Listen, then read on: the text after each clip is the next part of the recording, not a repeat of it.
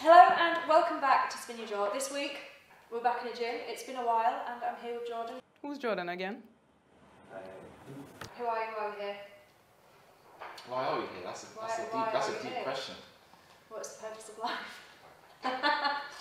That's too big for the show. No? Yeah. Really? The purpose of life. Been professional for a year in lockdown. So you were in the amateurs for 2? Done the amateurs for 2. So I had 20 fights total. But 16 in 1 year. No, I had 14 1 year. No, I thought you had 16 1 year. Yeah. And 4 in the first year. Yeah. So in the first year I had 4 fights. Second year 16 fights. I had 7 fights in 1 month for the national championships. So, 7 fights in 1 month. That's like 2 fights a week. Yeah. Why did you do that? Because it was the championships. Right. Yeah. So I kept winning, so obviously you go further and further. And then straight off the back of that, we went to Iceland for another tournament, which added up to 7. After that, I didn't want to box for a little while. I'm surprised. Yeah. That's a lot of bashes. How come your amateur career was only 2 years long? So I got into boxing so late. I started at 23. Off the back of Joshua winning against Charles Martin. So I thought, oh, you know what, if he's done it in that amount of time, I've already got some sort of experience because I'm transitioning from kickboxing. I should be able to fast track into the sport. So first year I couldn't really get matched, and the second year it was just like, I'll just fight every week. And then off the back of that, they said to go and do other championships, but I thought, no, I'm at an age where professional boxing is completely different to amateurs as well. So I thought I'd rather just build that year's experience over the course of being professional.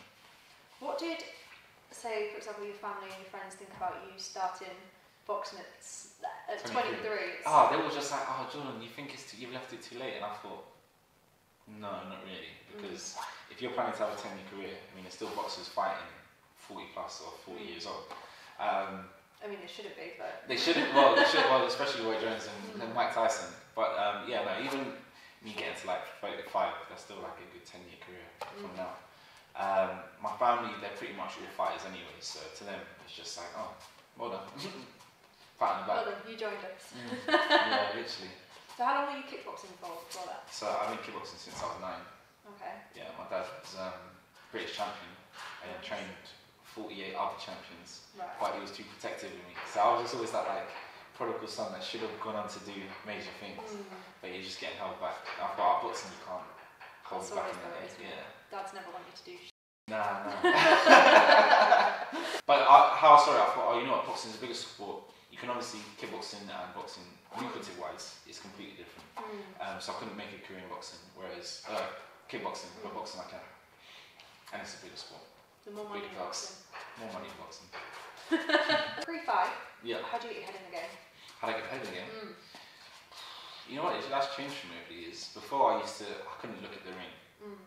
I don't know, I just had some ritual in my head. I couldn't look at it until I was actually walking to the ring.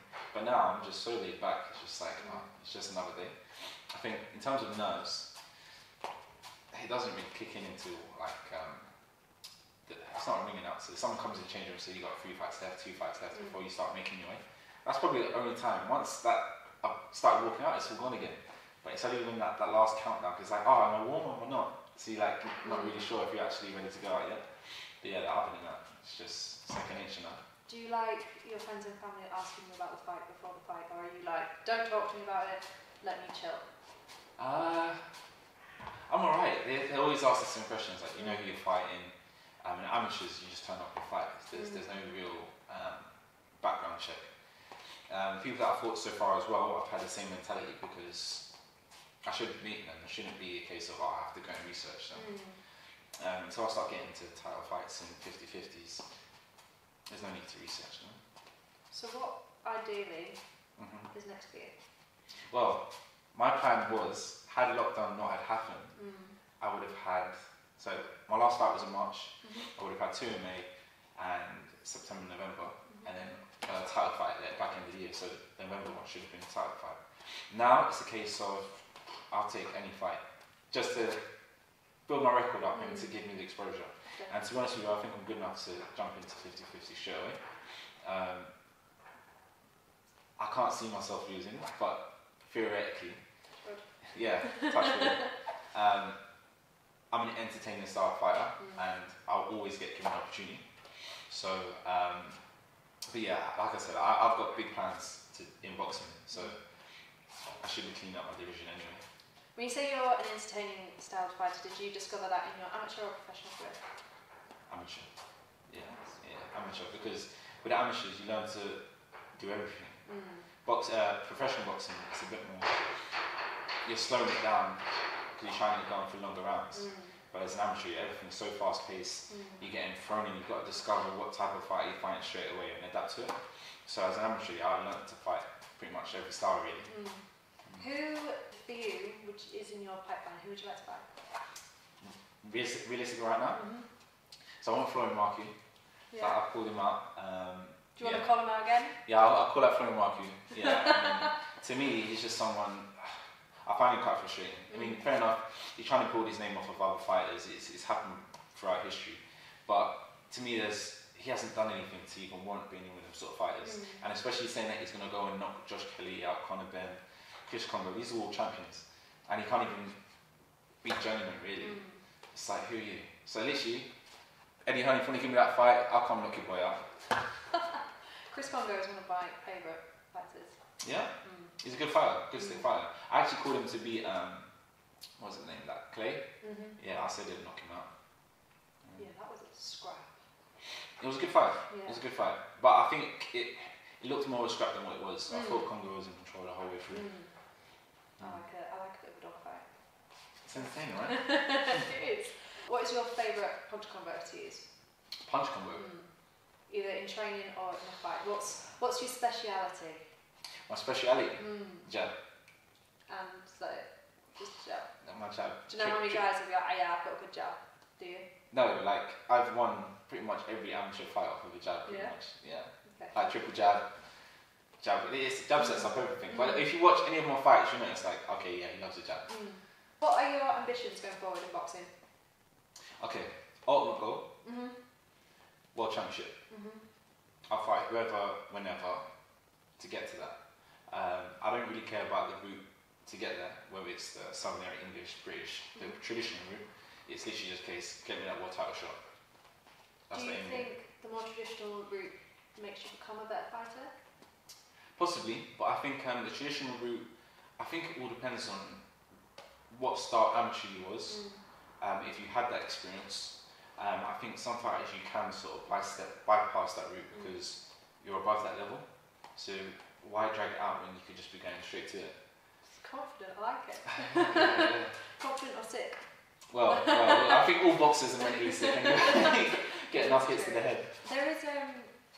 There is something very therapeutic about two people just beating each other up though. Of course. I mean, gladiators have been doing it for centuries. So. Now we're at my favourite part of the episode, do we call it? It's called Wrong Answers Only, so I'm going to give Dujon here 4 seconds to answer the question with the first wrong answer you think of. Okay. Easy. So you're going to give me the answers, or I'm going to... No, I'm going to give you... So it's just first thing that comes to my head, really? But it has to be wrong. Yeah, that's okay. I've got this. What's your toothbrush? I was a winger. What? A green vegetable. Banana. Best way to fall asleep. 4 seconds. Boxing.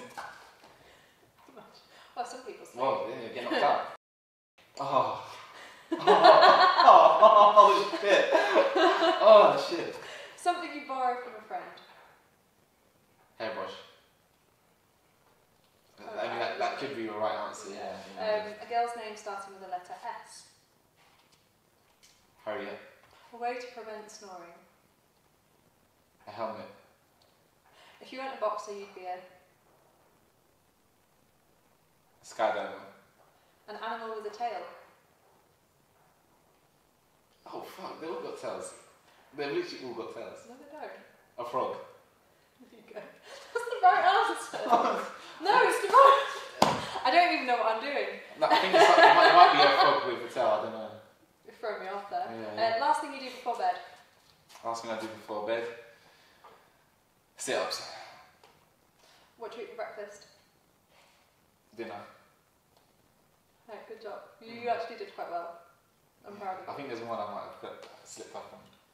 Okay. Are you ready for a riddle? Yeah. No. Are you any good at riddles? No. No? Okay. I just got these off Google, so they could be awful. Is there like a level of like how of its difficulty? Medium, high? I don't think they're too difficult. Okay, so you would get them if I was to read them to you? Yeah. Okay, yeah, she's lying. Okay, when I was 6, my brother was half my age. I'm now 60. How old is my brother? 57. Smart. That's what we like. What goes up and never comes down? Yeah, age. Right. Is that it? Yeah. Oh my god! Come on. What tastes better than it smells? What tastes better than it smells?